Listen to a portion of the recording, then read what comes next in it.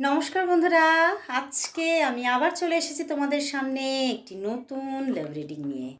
তোমার ভালোবাসার মানুষের তোমার জন্য আজ কারেন্ট ফিলিংস নিয়ে আমি আবার হাজির। দেখব তোমার পার্টনার, তোমার মনের মানুষ তোমাকে নিয়ে আজ এই মুহূর্তে কি ফিল করছে, কি ভাবছে।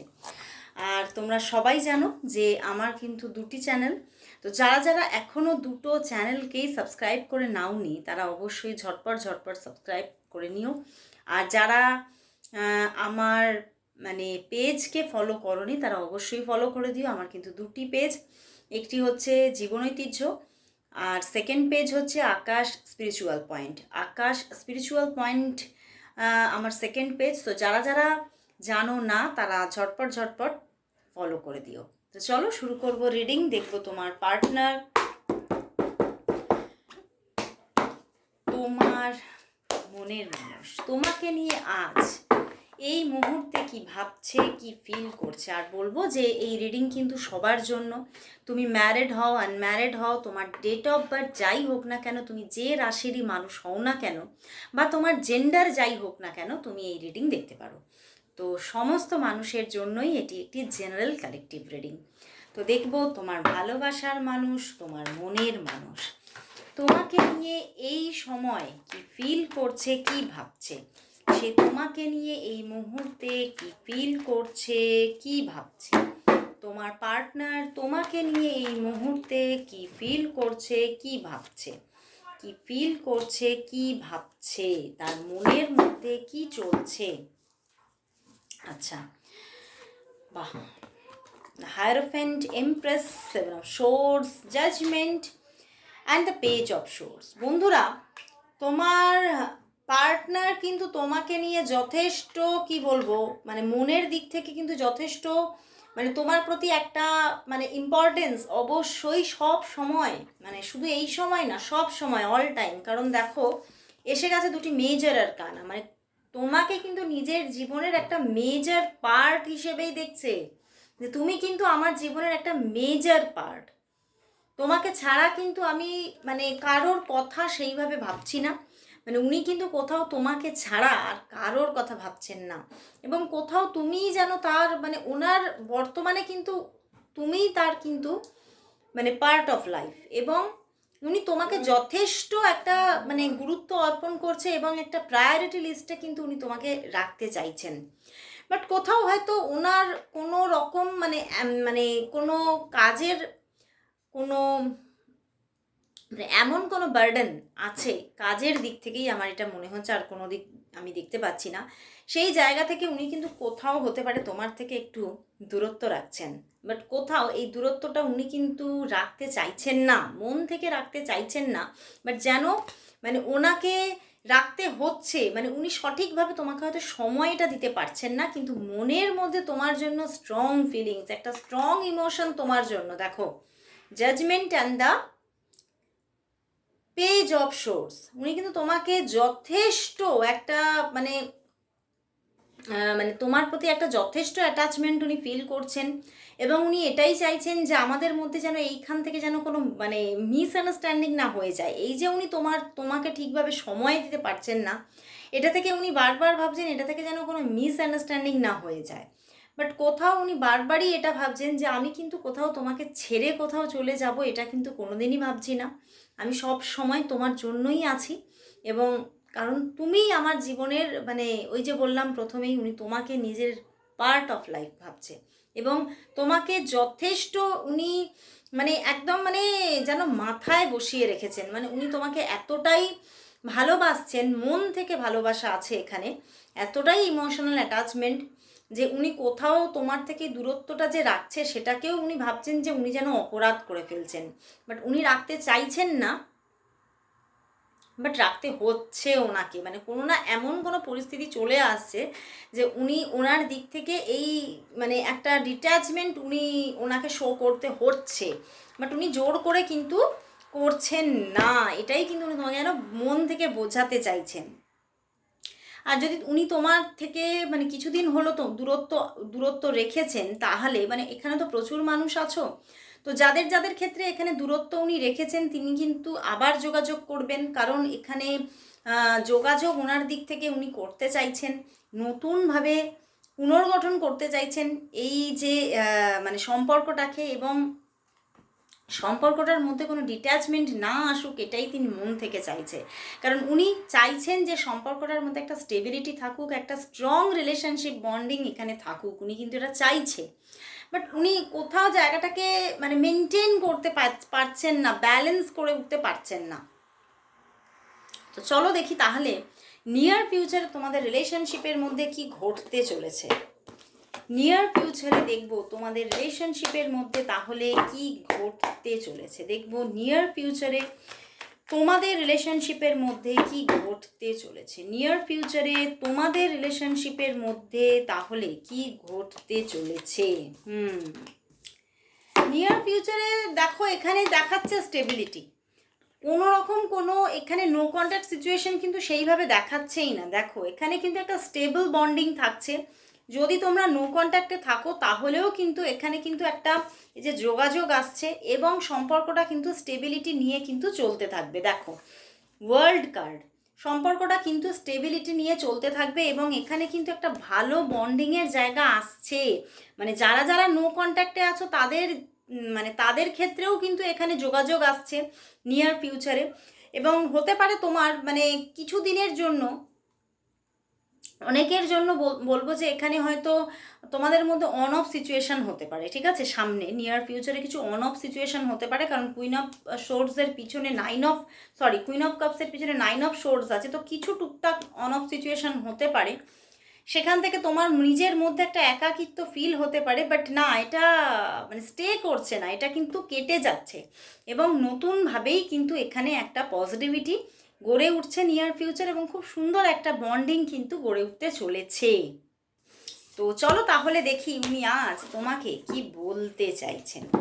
দেখো তোমার পার্টনার তোমাকে আজ কি বলতে চাইছেন। দেখবো তোমার পার্টনার তোমাকে আজ কি বলতে চাইছেন। সে তোমাকে কি বলতে চাইছেন, সে তোমাকে কি বলতে চাইছেন। ওরে বাবা, সে কিন্তু বলতে চাইছে যে সে কিন্তু কোথাও মানে এটাই বলতে চাইছে যে আমি কিন্তু তোমাকেই নিজের জীবনের ভালো বন্ধু মনে করি, এবং বন্ধু, প্রেমিক, প্রেমিকা, মানে সব, মানে কোথাও তুমিই আমার সব কিছু, আমি তোমাকে ছাড়া অন্য কারোর কথা ভাবিই না। এবং কোথাও মানে কোথাও মাঝে মধ্যে আমাদের মধ্যে হয়তো টুকিটাকি কিছু ডিস্টেন্স হলেও আমি কিন্তু তোমাকে নিজের থেকে দূরের কখনো ভাবতেই পারলাম না। এবং সব সময় আমি ভাবি যে আমাদের মধ্যে যাই হোক না কেন সব ঠিক হয়ে যাবে। তো সেই জন্যেই আমি কখনোই তোমাকে পর ভাবি না, সব সময় ভাবি তুমি আমার নিজেরই, তুমি আমার একান্ত নিজের। এবং সেই জায়গা থেকেই আমি শুধু তোমাকেই চাই, তোমার আমি ছিলাম, আছি, থাকবো। এবং কোথাও আমাদের মধ্যে আমি জানি বারবার এই সুন্দর বন্ধুত্ব চলতেই থাকবে, চলতেই থাকবে।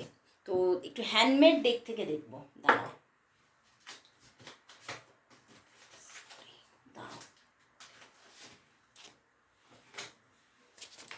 তো হ্যান্ডমেড ডেক থেকে দেখবো উনি তোমাকে আজ কি বলতে চাইছেন। দেখবো তোমার পার্টনার তোমাকে আজ কি বলতে চাইছেন, কি বলতে চাইছেন।